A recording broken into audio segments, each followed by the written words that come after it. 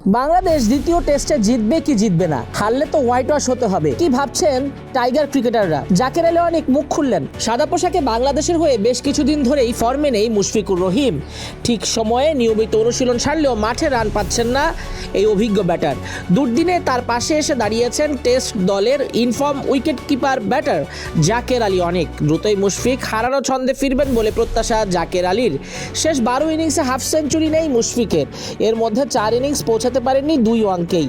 37 বছর বয়সী এই ক্রিকেটারের অফ ফর্ম নিয়ে তাই আলোচনা চলছেই।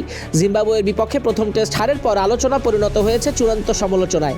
জিম্বাবুয়ের বিপক্ষে সিরিজের দ্বিতীয় টেস্টের আগে সংবাদ সম্মেলনে জাকের বলেন, দলে তো উনি একা খেলছেন না, ওনারই যে রান করতে হবে, রান সবারই করতে হবে। হয়তো উনি করছেন না, এটা যে কারো সঙ্গেই হতে পারে, ওনারই যে প্রতিদিন রান করতে হবে এমন তো কোনো কথা নেই।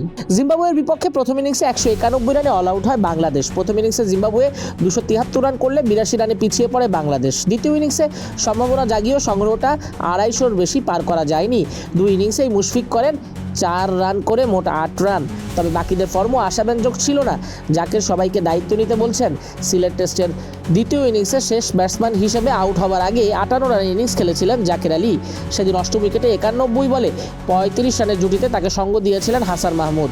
58 বলে 12 রান করেন হাসানের উদাহরণ টেনে জাকের বলেন, ব্যাটসম্যান যতজন আছে সবারই দায়িত্ব নিতে হবে, রান করতে হবে, রান না করলে অন্তত ওই লড়াইটা দেখাতে হবে। শেষ ইনিংসে আমার কাছে হাসানের ব্যাটিং খুবই ভালো লেগেছে, ও যে লড়াইটা করেছে খুবই ভালো লেগেছে।